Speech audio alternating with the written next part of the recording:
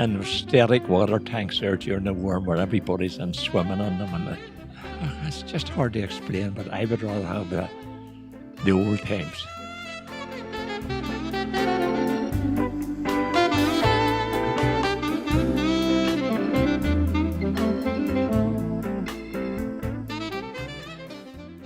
I used to go upstairs in the bus because we had to pass his house on the way into town and look for him. And if I seen him walking along towards his own house coming from his work, my heart used to just jump.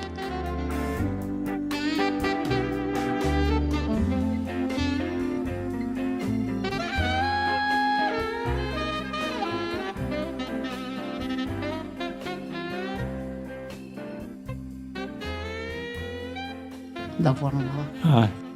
Be good to one another. And that means as a family.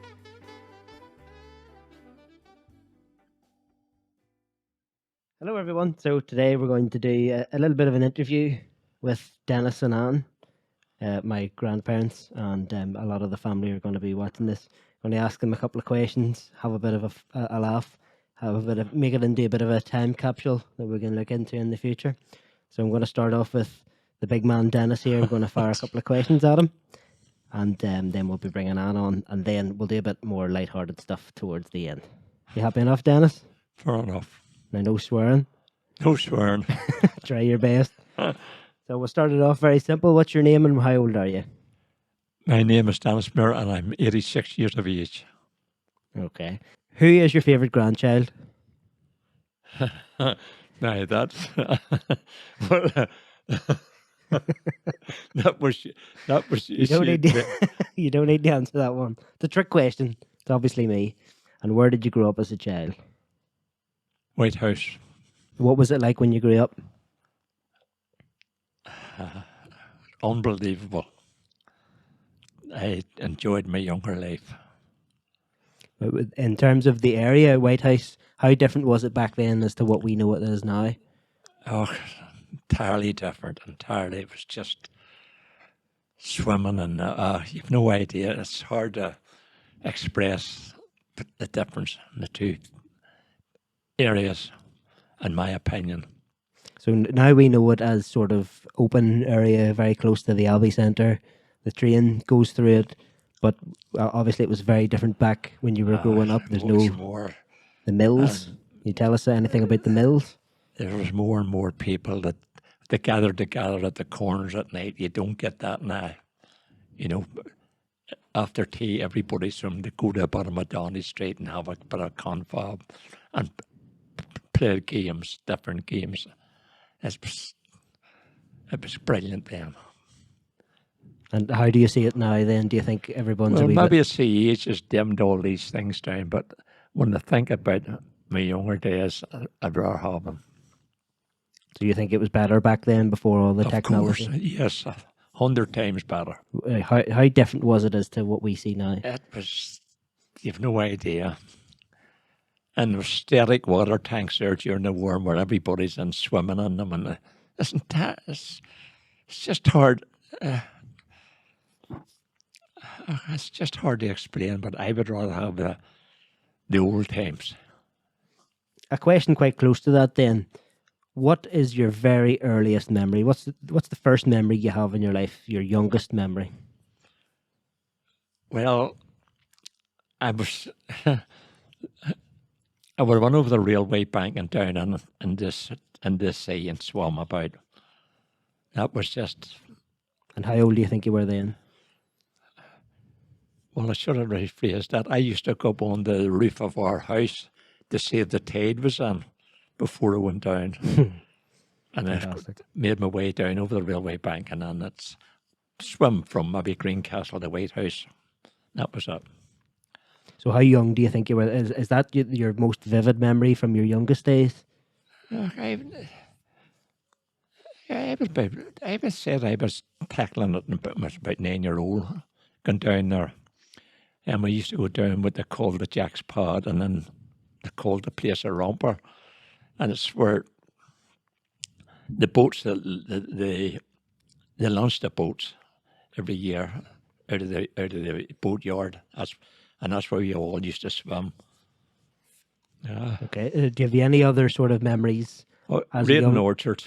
as a young child, like maybe when you were 5 or 6, or in the house, even with your mum or your dad? No, no, we just got about. From a big family, you just get sit down and eating the way you want and done what you had to do. It's different. It's hard to explain. So the first house that you grew up in, how many of the family was there? Yeah, the mum and dad, and how many kids? Oh, the whole family then. Yeah. Eight brothers and 4 sisters. How big was the house? uh, I'm trying to. It was wee small terrace house. One more, 3 bedrooms, but one connected to the other. Wee small. There was. I'm trying to think how many was in our one bed one night, sleeping. So did your mum and dad, did they keep their own room, and Yes, they had their own room, and the rest of so- us had a muck-in. As the years went by and the family got bigger. mother and father in their own bedroom, and then 12 of you split between the other 2 rooms? Yeah. Right. Okay. And how did you obviously didn't know any different at that stage? No, you just mucked in. You never thought about it. Did you have bunk beds, or what was the sleeping Oh, situation? some at the top and some at the bottom. Just Tops and tails, yeah. feet to head? Then the war come along, and my father and a couple of neighbours built an air raid shelter into it. It's hard to explain. When I think about it, them days, I just would go back to them. Not even including the war, I wouldn't. I know it come along. And the area shelter took the whole. There was 11 houses in our street, and they were all in it, all combined to get into it. I'm trying to think of age it was even then. 34. Starting at 45. I had been 10-year-old. I started in 1945, I think, or And how old were you when you met Anne?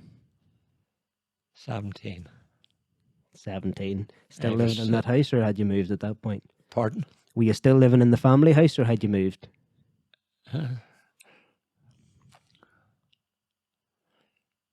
Family house. We're still in the family house. Okay. And were all the brothers and sisters still there, or had some of them moved? Yes, they're all still there. Still there. So who was the oldest of the siblings? There's twins, The 2 of them. George and Perla. They were. They had been 4. They had been 4 years older than me. What age were they when they moved out? They never moved out. I moved out. So you moved out before them. They never moved out. The family always stayed unless they got married. No. So you met Anne, and you moved out with her.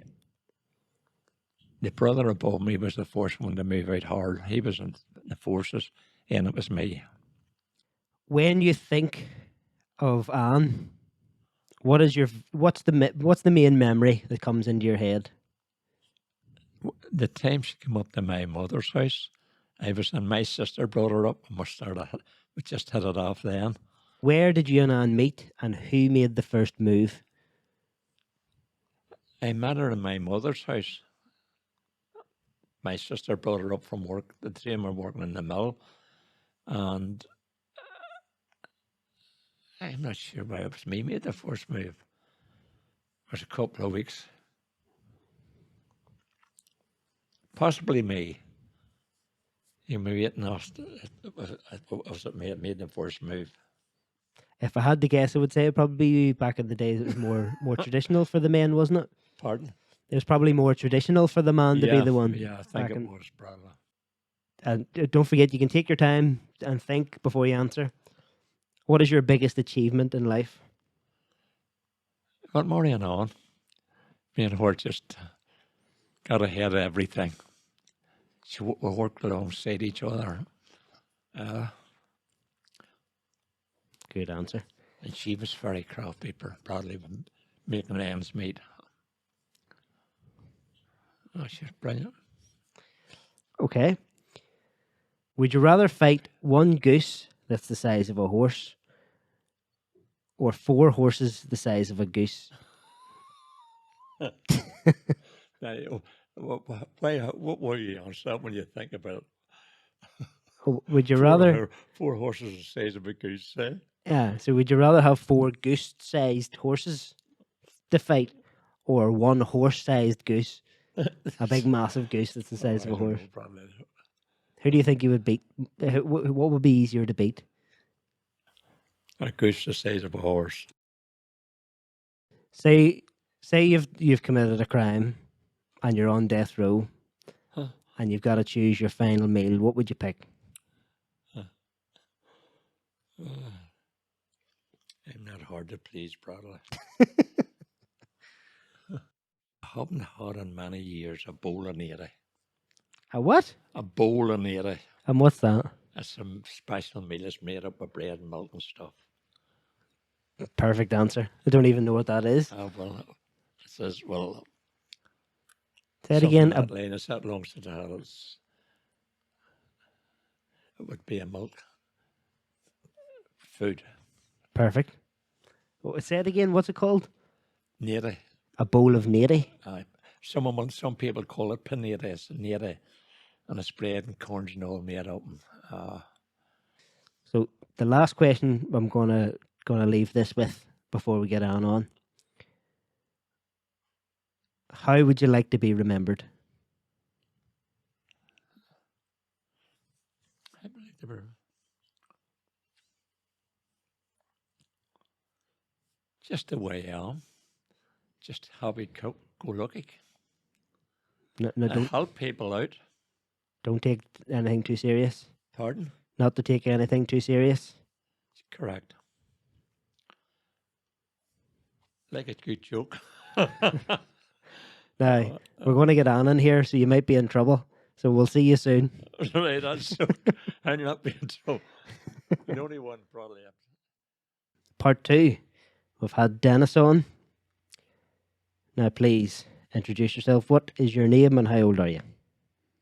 My name is Dinah Bosemere, and I am 83. I'll start off with the first question, the most important one. Who's your favourite grandchild? You are Good answer. Where did you grow up as a child? nomadic, Nomadic, so no one fixed abode. not for very long, no. And okay, so how old were you when you had your first proper home? Your proper home's where you were born. I was born in 21 Weaver Street, off York Road. We were bombed out of that house 4 years later, and we were nomadic for the next 7 years. So in terms of nomadic, you mean from place to Belfast place? was bombed. There were no houses to rent. Trying to find anywhere to rent was difficult. So we moved maybe every 6 months, whatever. So in your nomadic life then, where was the place you found happiest that you stayed in? In the White City and the Whitewell Road. And why is that? It was the most stable home we had had. And we were there for several years. Stable in terms of what, family happiness or Family community? happiness, stable friends, a stable school, because when you move from house to house, you move from school to school and you don't make friends. So this is the first friendship group. So you had a lot of consistency in your life, you know. Is that what you would say is when your nomadic start to your life finished and you had a bit more stability? No, well, for a brief period. So it was brief then, but it was the happiest. Mm-hmm. So where did you go after White City? Dundonald. Okay. And how long And were my you? mother died. We wouldn't have been 4 months in Dundonald till my mother died. I was then age 14. So where did you go after Dundonald? Well, it was my sister Betty who was 18, my brother Billy who was 18 months younger than me. I was 14, 15. And we had to leave the house. There was no adult to take on the role of rent payer. So for the next 4 years, we lived in rented rooms. So we'll come around a wee bit full circle here. So you lived up until the point where you were in Dundonald. You lived with your mother and your siblings. Mm-hmm. Where was your father at this stage? My father and mother separated when I was about 4. Okay.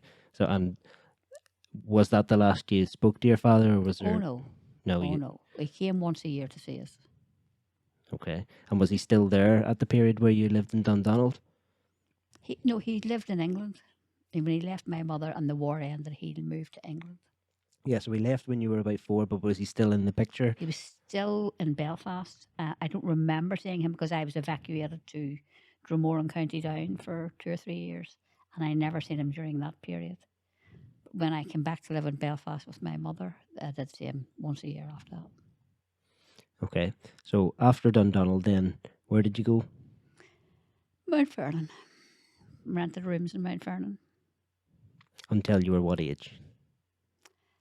15 and a half. So a couple of years in Mount Vernon? No, not really. No, not 2 whole years. No, 18 months maximum. And then my sister developed tuberculosis. And she was taken into White Abbey Sanatorium, as it was then, for tuberculosis.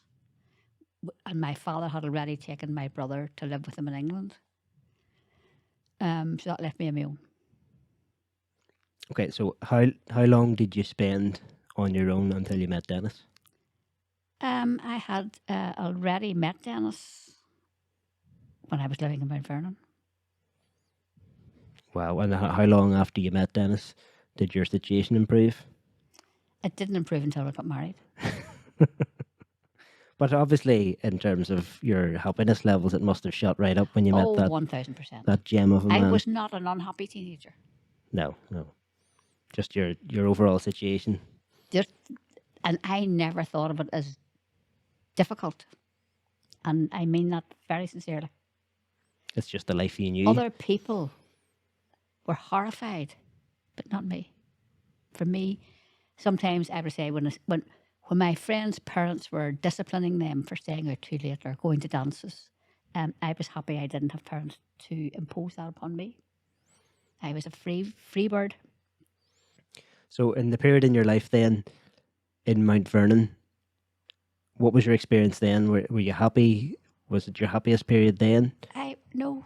Did you make friends? No. Were you... Friends, and we were happy enough and where I lived. But social services got to hear about it and put me in foster care. Is that because you had no Because parents? I had no parents. You were a bit... Such.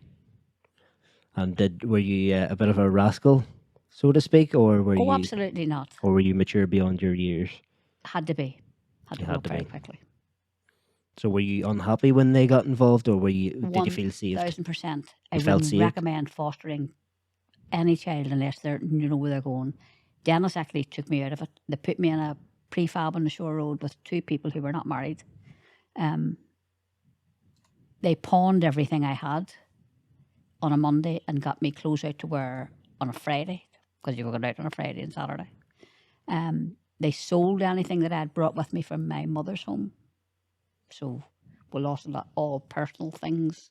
I don't no longer have personal items that we should have carried forward. And we came in one night and they never had enough money, and the lights were constantly switched off, no electric. So Dennis and I came in from the cinema one night and no electric on, and the man in the house was drunk. And he knocked over an oil lamp and set fire to the curtains in the house. And Dennis just said to me, "Get your coat." And he took me home to his mother's house, where I stayed till my sister was released from White Abbey Hospital. Dennis has referred to this stage now. I've asked him a question, which I'll also ask you, in which he's mentioned this occasion where you came to his house, and I'll say it was a very happy portion in his life. He says Very much so. Annie Moore was like a mother to me. Annie Moore, which I'll say at this Annie Moore is stage, Dennis's mother and your great grandmother, and she was an absolute lady. and also my daughter, And also your daughter. named after. Yes, very good. First question I have here: how did you pass the time as a child? As So- all children do, playing. So, We played outside in the streets. We weren't hemmed in. and the meaning of the question really, compared to nowadays children, what was it like back then? More active. Outdoors. Outdoors. Cycling. hopscotch, swinging round lampposts, things like that. Just outdoors. Nobody could keep Never you in. in. The worst thing in the world for you would be Was to to be be indoors. kept inside. That's why they would say being grounded. That was used to be the punishment. You're not allowed out. And now it's No, it means that nothing means because you're in nothing. anyway. Yep. Okay. When you think of Dennis, what's the first memory that pops into your head? It wasn't love at first sight, that's for sure. Is that because of the situation? No, I never looked. He was my best friend's brother. And I never looked at him in a romantic light, ever. Until when? What happened? We went to a dance, my friend and I, in White Abbey, British Legion. And coming towards the end of the night, she said to me, Dennis was there, but Dennis didn't participate in the dancing. He didn't really like to dance. And she said, our Dennis wants to leave you home. And because she was my best friend, I just said, okay. And on the walk home, he asked me out. And what did you say? I said, yes. And obviously you regret that very much. Absolutely not. So where did you go on your first date then? The cinema. Do you remember what you seen? No. No. Do you remember how it went? The cinema? No, the first date in general. Do you remember? Yes, he was always a very generous boyfriend. He bought me ice cream, and on the way home, he bought me a milkshake. So you're happy to say then, when he asked you to go out for that first trip to the cinema, that was your boyfriend and girlfriend from that stage, or did he ask you? No, it wasn't girlfriend, boyfriend. We were going on a date to the cinema, as everybody did in them days. You know, the cinema or a dance is the only two places you went. Would you say the phrase going steady? Not at that stage, but it developed from there. So how many dates do you think you went on before it got to that stage? For me, quite a few. No, not quite a few. I don't mean years, or maybe a couple of months. Dennis was very keen. Okay. And do you remember the first time you thought you'd be happy to marry him? I absolutely loved him. And look, What was the moment in life where it just clicked? there's no specific moment in your life when you can say I fell in love with her that day or this day or the other day. It was a developing relationship that became the everything that was in my life.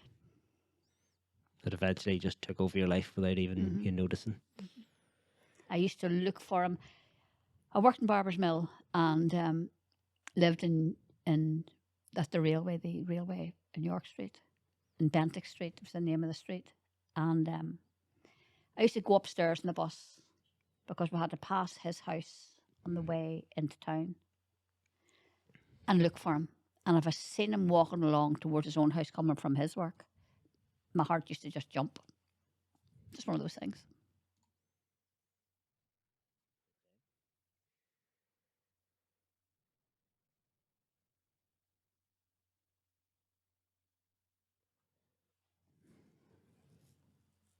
Young love. How did Dennis ask you to marry him? He won £300 in the bookies and said, let's get married. And what did you say? Yep. When? And you went straight to the... Went straight to the registry. I went straight to the City Hall to get a licence and we got married 3 weeks later. And did you have a ring at this stage? I went with his mother to pick my wedding ring, and the wedding ring cost me £1.50 and I got 2 silver spoons with it. Okay, so we'll go back to more just about you at younger ages. What is your very earliest memory? And I can say it hand on heart, my very earliest memory is of the Blitz and someone carrying me in their arms and running down the stairs and glass shattering. That's my earliest ever memory. That was 1941. But you don't know who it was? It wasn't my father, I know that for sure, because my father was working night shift in the shipyard. But we had my uncle and my aunt lived next door, so it possibly would have been them that run with us to the shelter. I know that the house was destroyed. Everything we had was destroyed in it. And we lived for a few weeks, 2, possibly 3, in the Grove School, sleeping as you see refugees now lying in mattresses. Well, we done that. Well, that was very serious. I'll ask you a bit of a less serious question then. Wasn't serious really, because I was a child and I didn't have the fear that my parents No, would obviously have had. Adults would have obviously had. it's just what you knew, really. It's what you asked me for a first memory, and that's it. Okay. What is your first memory of being drunk, and how old were you? Oh God, I can tell you that. I would have been my late 20s. I'd never had alcohol ever, never. So this Of is a any good. kind. This is a good while after you met Dennis. Oh Lord, he didn't drink really either. He didn't drink a lot. He didn't drink till after we got married. Maybe I drove him to drink. Who knows? That's a possibility. He never drunk until after we got married. No. And Harry and Brady came home from Germany. That's his brother and my sister-in-law, and they loved to drink and loved to go out. And they took us to the Bellevue Arms. And I was ordering an orange juice, and Brady said to me, "You can't have an orange juice. You have to have a drink. You're in a pub."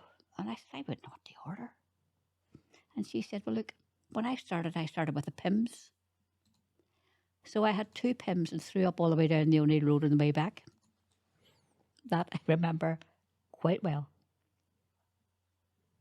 If you had done a terrible crime and you were on death row, what would be your final meal? Peri peri chicken from Gia. Great answer. Great answer. No hesitation there either. None. And a salad to go with it. The big tomato or Tomatoes. onion or oregano salad. Along similar lines, what would be your signature dish that you want people to remember you by? Any dish they enjoyed that I'd made for them. What would be your favourite one My favourite one to make. that you enjoy the most when you make it? Or you've ever enjoyed the most? I made so many dishes. There'll be people here with a pen and paper here trying to... Well, I made one. Funny, I've been cooking all my life. And last week I made a twice baked potato fish pie. And the fish pie was in the baked potato, right? With a melon salad and a beautiful bruschetta. And the world nearly stopped. It was that nice. It was gorgeous. And I got so much praise for it. What would you say Granda's favourite meal that you make him would ever have been? Lamb. He loves a leg of lamb, slow roasted. Absolutely, with potatoes and veg. That's his favourite. As one of the heads of our ever-growing family, what is the one piece of advice that you would give us all for the future? Tolerance. In a marriage, tolerance is everything. I don't mean to tolerate bad behaviour, but tolerance of each other's faults. Patience. Be quirky ways, you know. Well, I don't always agree with anything. Him and I fight like 2 Rottweilers. Argue would be a word, not fight. We argue like 2 Rottweilers. I mean, just argue. And that's good. There's never anything festering. If something's bothering you with your partner, get it out. Spit it out. Have an argument, have a row, and get over it. Would you rather fight a horse-sized goose? A horse-sized goose, Uh-huh. right? Or 4 horses the size of geese? How does one answer that? What do you think you'd have more chance of winning? A horse-sized goose. So, What's a goose the size of a horse? yep. Or 4. 4 geese or 4 horses that are the size of geese. Probably the 4 horses that were the size of geese. I think that's the right answer. I think a giant goose. Yeah, a the giant size, goose would be scary. they'd have Absolutely. a strong beak. If you could travel in time, but you had to stay there once you went, you had one shot at it. Would you go backwards in time or forwards in time? Backwards. And when? Probably the 17th, 1800s. So way back. way back. You're going way back, and once you go there, you can't come back. That's your decision made. That's your lot. That's my decision made. Okay. And why would that be? I think it was a gentler age. I know that women didn't have rights, but women were looked after by their husbands and partners. If you were invited to be a guest on Parkinson's talk show, and you were asked to tell about one story in your life, what story would you pick? What we have achieved in our life together as two people who came to this world with nothing. So the story of your marriage going from Correct, from Dennis onwards, yep. from nothing to something. Mhm. We'd have to have a 2 or 3 hour long special for that one. Well, we could maybe shorten it down until certain things, but certain areas of our life. But yes, If you were to host a dinner party, which 4 guests would you invite, dead or alive? my 4 children. Perfect answer. So the final question before we get you and Dennis together to answer some questions. How would you like to be remembered? As the best mother and grandmother and great grandmother that I could be. Perfect. I think exactly that is how that'll come across. So we'll get you both together and let's start an argument. Quite easy. That happens about 4 times a day. So we've had a bit of an interrogation of both of you now individually. We'll get you both together. What I will say is a lot of these questions have been submitted by other members of the family. Goes without saying there's been a lot of ridiculous and Silly questions? insensitive and inappropriate questions that were questions, okay. asked. I'll give you a couple that didn't make the cut and I'm not expecting an answer for, but I just want you to hear them. One individual asked, what am I getting out of the will? And another, or potentially the same person also asked, how many times was I dropped on my head as a child? Oh, sorry, probably. Not giving any clues as to who that was. Oh. So we'll go into the other questions then. As the 2 heads of our ever-growing family, what is the one piece of advice that you would give us for our future? What are you looking at me for? I have already answered about stay away Have from you have no drugs. advice to give your children for the future? Stay away from drugs. There you go. Fernandez is to That's stay away what from I drugs. replied. Mine is to stay together. Right, I'm going to need to ask you again. Don't refer to the last time I asked you. Yes, You know what I mean? Because I'm going to cut that Yeah, out. cut that out, right. So I'll ask you the same. Should we say drugs again then? Have you got one?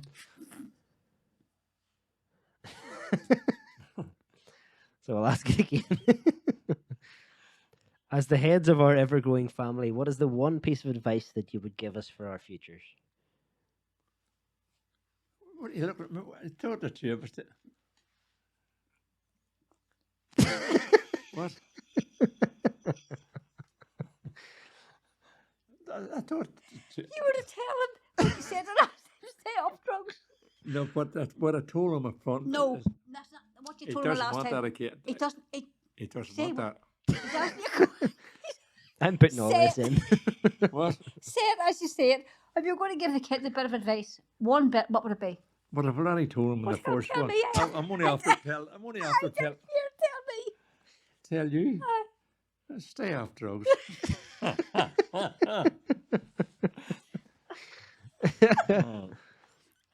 What about you, Anne? Have you any? Well, I may say stay off the drink. Oh, dear. What advice could you give us for our marriages to last as long as yours has? Forgive each other. Yes, you want my answer? Yeah. Forgive each other. Better not what he really means, just do what you're told. Well, Yeah. in that line, you could go in that line. Don't do what I do, but do what I bid you. Okay, so this one's for both of you. I can't get through this. Go ahead. This one will be for both of you. Anne, Yes. what is the most romantic thing Dennis ever did for you? Well, I was about 16, I think, about 16, and I had a bit of a falling out, squabble as you do. And I just hopped myself on a train and went to Bangor to visit my best friend, went to Helen's Bay to visit her. And the two of us went to Bangor and had a brilliant day, never gave Dennis a second thought. And when I came home on the very last bus, he was sitting at the bus stop waiting on me to make up. That I never forgot and loved him for it. Well, Dennis, the same question for you. What is the most romantic thing Anne ever did for you? Well, after I got news I needed a bypass, and after the operation, when I got home, I found she had these love letters for me, and I still have them this present day. This question for both of you. When you think back to your younger days and how you wanted your life to turn out, how close do you think you got to it now? Well, for myself, I can speak for myself. I got everything in life that I wanted. I achieved everything in life that I wanted to achieve. I got the man that I wanted and wouldn't change him. And likewise. What's his name? No, well, I chased her, but she didn't know about it. I just, when I seen her in my mother's house that night, it was, I think, a couple of weeks later, we went on a date, and from that, it's just a roller coaster. Would that be the word? Absolutely. And similar lines. What was the biggest dream that you ever had? This is for both of you. What was the biggest dream that you ever had that never came true? And also, what was the best thing that ever happened to you that you didn't plan for? What was the biggest dream I ever had that didn't come true? Getting our first house. To have a house on the beach. It never came true. Not yet. Not yet. No, Unless we get the that's, lottery. yes, that's definitely. And on the other hand, there's nothing left in life that I want. Was there ever anything that you dreamed of being when you were young that never came to pass? Absolutely a singer, but Lord guide us, if you heard me warbling, you would know why I didn't achieve that. It's always talking to me. But it's Both talking of to you you. as well. Well, what's the biggest? What did you ever want to be that you didn't become? Did I ever wanted to become? What would you have liked to have been? You had a dream when you were young of something you wanted to be. What was that? Certainly wasn't married. We have 4 kids. What was it? Well, I was going to bring him in it. No, but that's.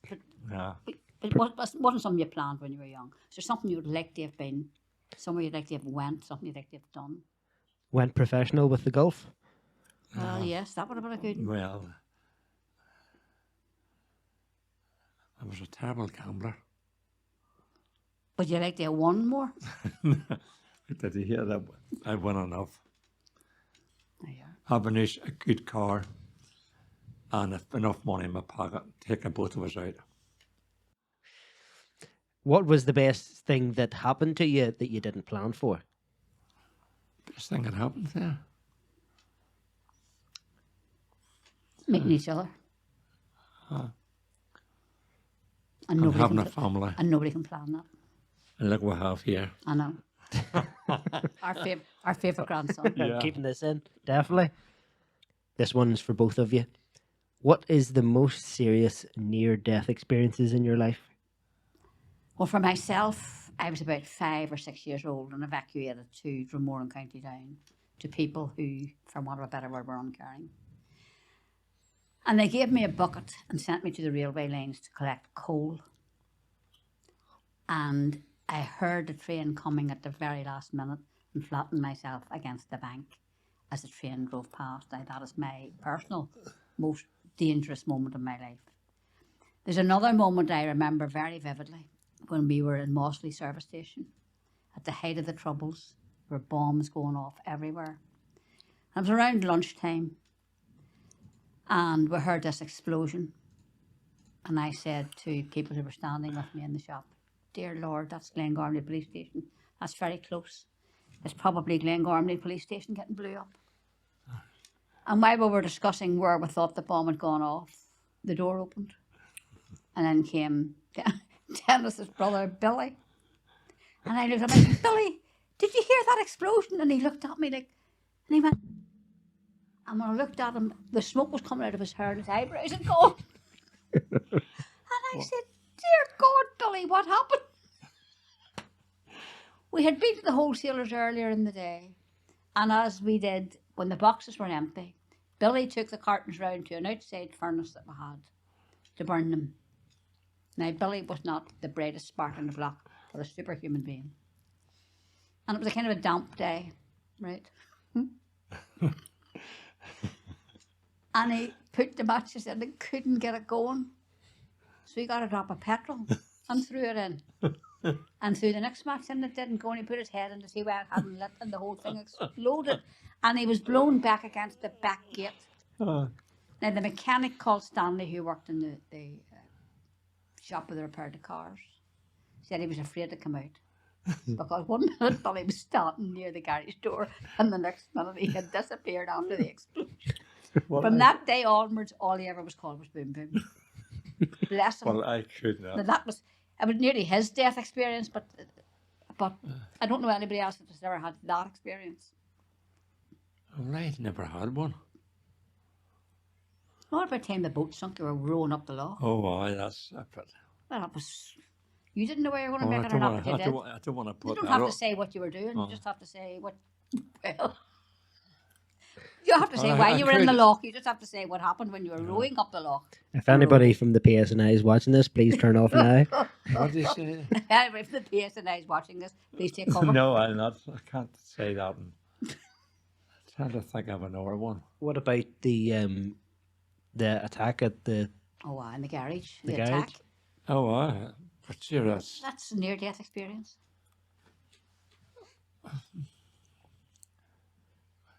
You were sitting with Dennis. They were sitting with Dennis and Eric. No, Eric was in bed and I was in I bed. was sitting watching the Masters. I'd just come from golf in Royal Portrush, and it was about 9, half 10, or Half round 10, about aye. 10.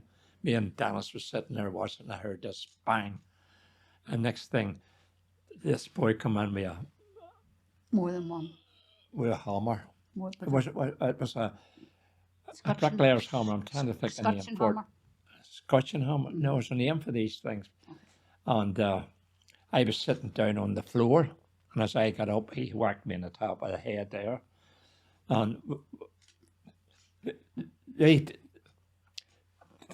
while this was happening, I noticed this other boy had come. I could see through this window, and I had that back door locked, but they had come in this other way.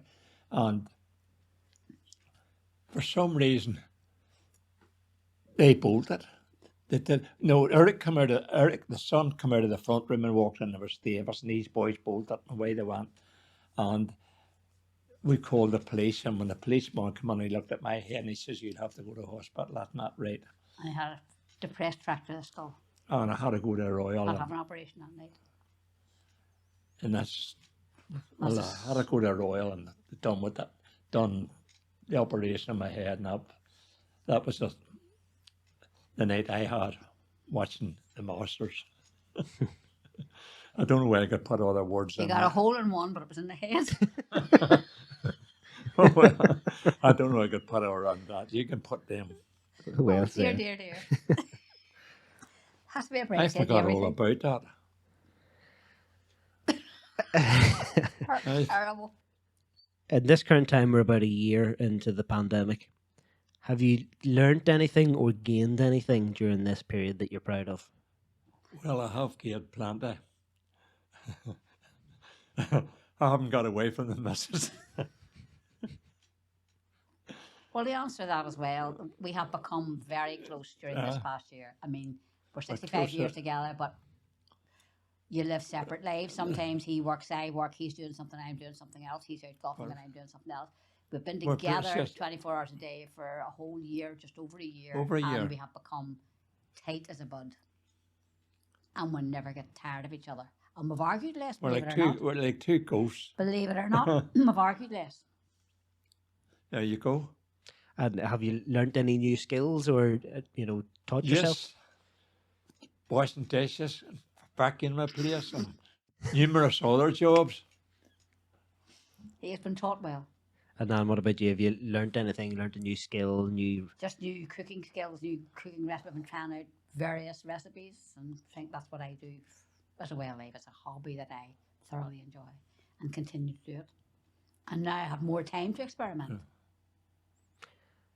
And when all this is over, what's the first thing that you'd like to do that you haven't been Both able to of do? us, we're going to Portugal, Portugal, post-haste.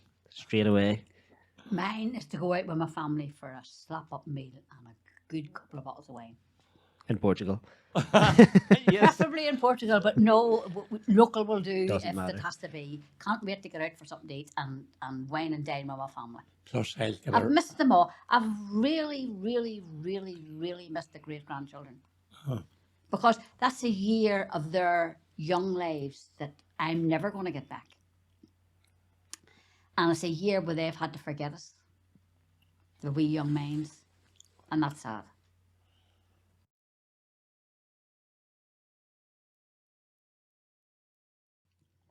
Okay, so this one is for both of you. What was your worst ever falling out? Mine was, my biggest falling out with Dennis was prior to my son Dennis's wedding. We fell out over something that I can't remember what it was. But it lasted for 6 weeks, and Dennis slept downstairs. I slept in the garden. bath. No, he slept downstairs in the living room for 6 weeks. And we made up on the way home from the wedding, dressed in our wedding finery, walking me with high heels from the chimney corner to Rathcoole, and resolved our differences. Really, it became something of a stand on my part to stand up for myself and not always be the one to apologise. Well, I have nothing to say to that.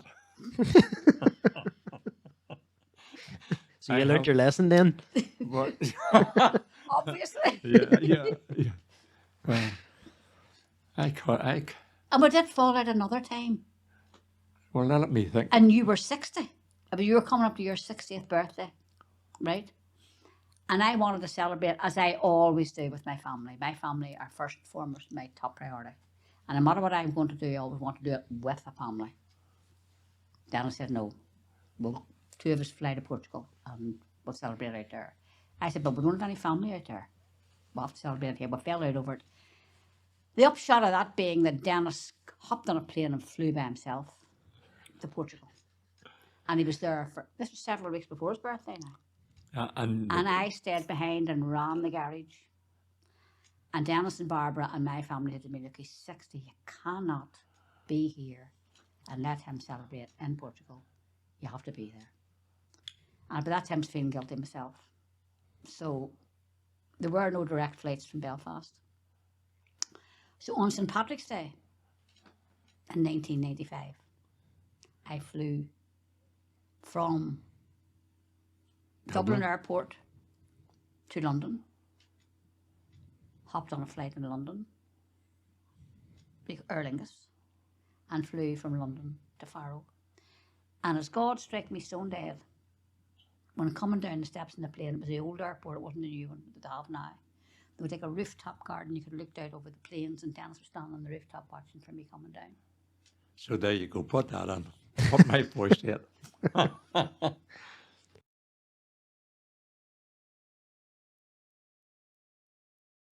So the last question before we get into something a bit more lighthearted. When did you first realise that you knew that you'd be together forever?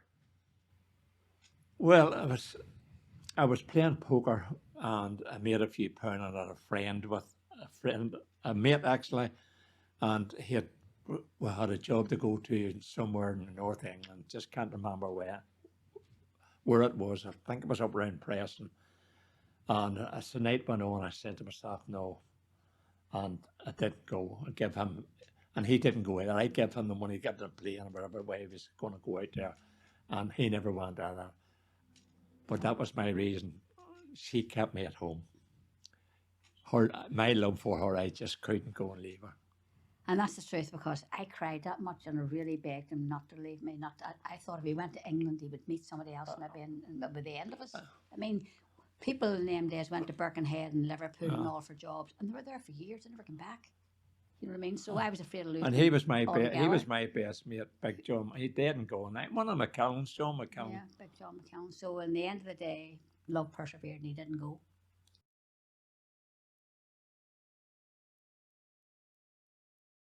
Okay, so we're going to go a wee bit more light-hearted here. A couple of Mr. and Mrs. questions. We're not taking it too seriously. Just, argue your case here. Yeah.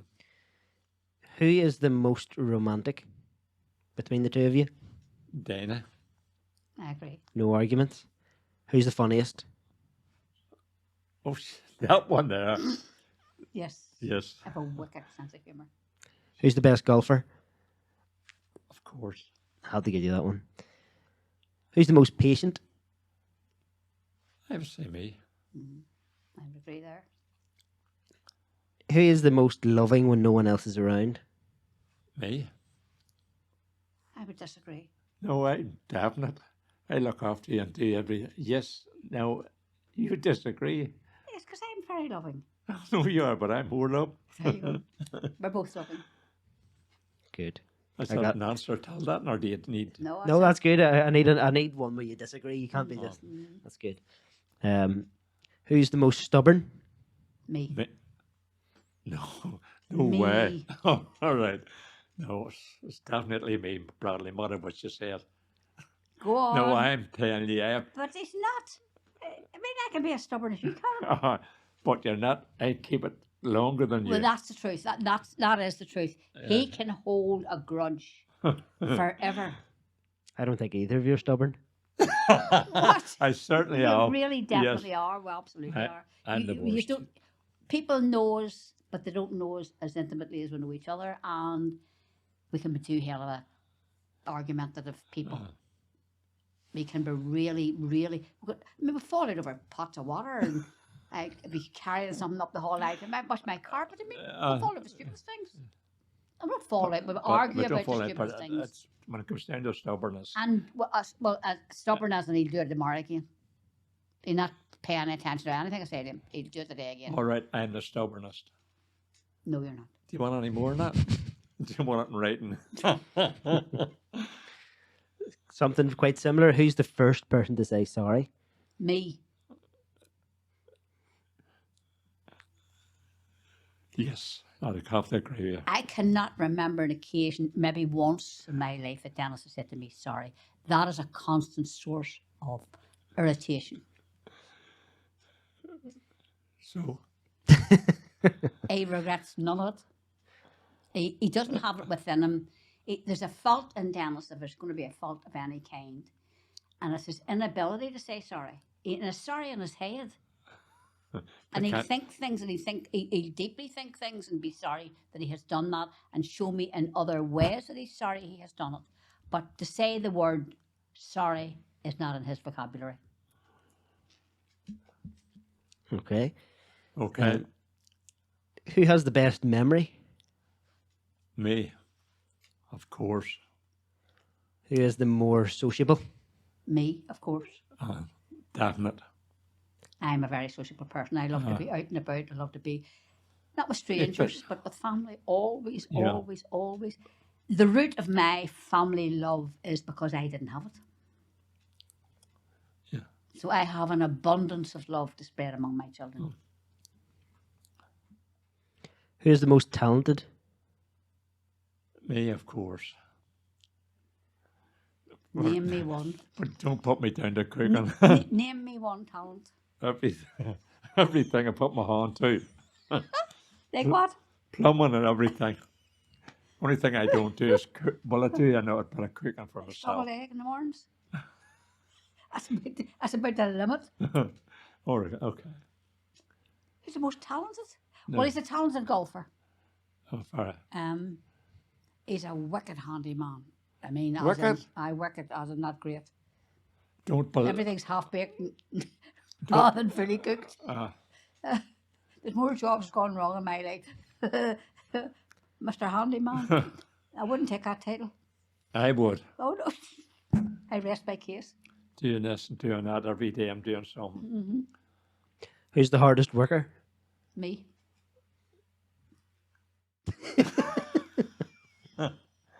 Well, that's it. Why should I argue with that?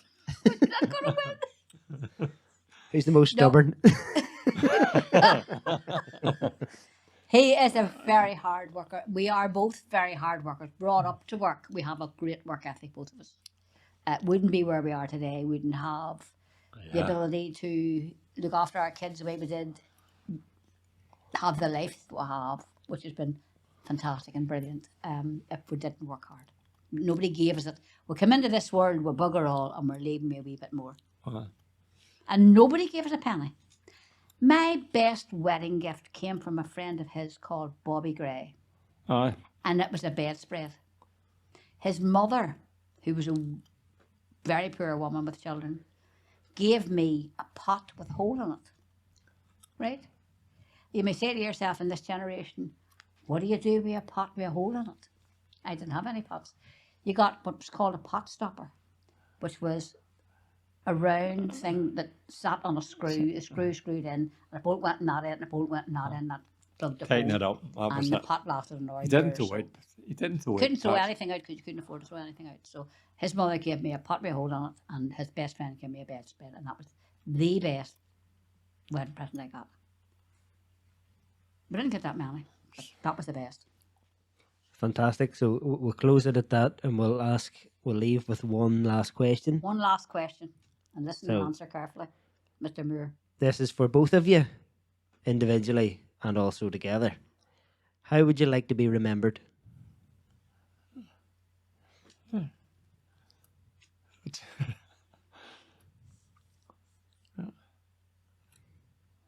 I would like to be remembered as being the best mother and the best grandmother and the best great grandmother that I could be with every child that I had. Aye. What about yourself? How would you like to be remembered, darling? As the husband of Anne? Yeah, well, that's one I'm at. That'll do.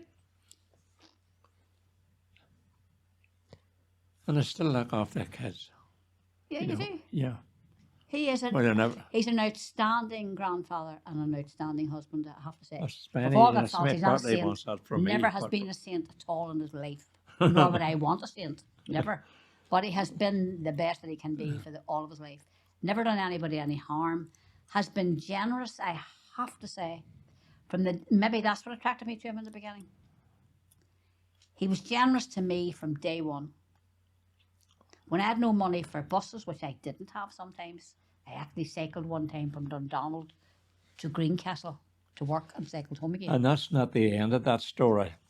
This old fool here walked from Dundonald home He on a did. one Saturday night He did. I'm sorry. the whole way. No money, but he was whatever he had, he shared with me all his life.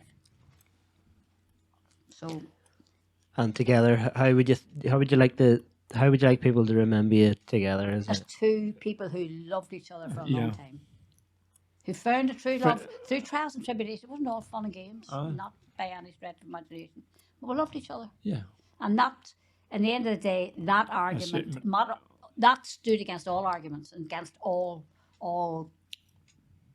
things that would disliked about each other, because everybody just likes something that happens on occasion, you know. Actually, I made him sleep in the bath one night, didn't I? Pardon? I made you sleep in the bath Yeah. one night. Did And you, another hear, night, did you hear that? and on another night away back in the 60s, he was out with his friends, and they'd never done much. They went to pictures mostly, but I was in home with two kids, and he didn't have many clothes. Now, maybe one jacket and a couple of pairs of trousers and some shirts. And I parceled them up in brown paper, tied up a cord, and set them at the front door and bolted the door. So there you go. That's another part of my love life. And wouldn't let him in. Oh. So, young and foolish. But love persevered, didn't it? Yeah. That prevailed. And it did. So, not a question, but a little bit of a bonus, and we'll finish on this. Okay. If you can look into the camera in the family of the future, what message will you give them? Love one another. Aye. Be good to one another. Big. And that be- means as a family as be well good to- as individual couples. It's very easy to see a family split. Yeah. You've looked at Charles and William. I mean, Small things can Yeah. split families, and don't let it happen. Don't We let it ca- happen. we Love each can't- other we and can't. stay tight knit, because in the end of the day, what supports you and supports your offspring and your offspring's offspring, you are the root, and what you do will spread, and they will follow an example set by you. Yeah. And I just think we've been a great example to our kids. We have. We've worked hard for them. Amen. Amen to that. That's us, Brother folks. Dennis. What? Brother What? Dennis. What do you want? Amen. Amen. That's all, folks. That's us. Thank you very much, That's- sir. It's been a pleasure. I thought you were going to put me on my lawn and harder. That's coming. That's coming in the. That's No, coming I'm in the only next one. joking you. That's coming in the video. That's coming. I go and get your dinner. I'll be Stan Laurel and you'll be Oliver Lahardy. No, you're the fat one. Was there enough on that, Bradley? Oh, there's Aye. be plenty. Are you sure? Now, I wasn't as good as the Duchess, Rubbish. and I normally Don't put I yourself called down. it. As long as it's natural, as long as it comes out as what you believe, then everyone will That's enjoy it. absolutely. There's no doubt in my mind that what we Before you said is go, what we can I have. buy that wee table? Wee card table. But I have a steak I could throw on for you. Go on. I can't. While you're doing that, What? while you're doing that, Sure, it doesn't take long to cook a steak. Do you want me to do a steak and Well, you salad? have a steak. What did I tell you earlier?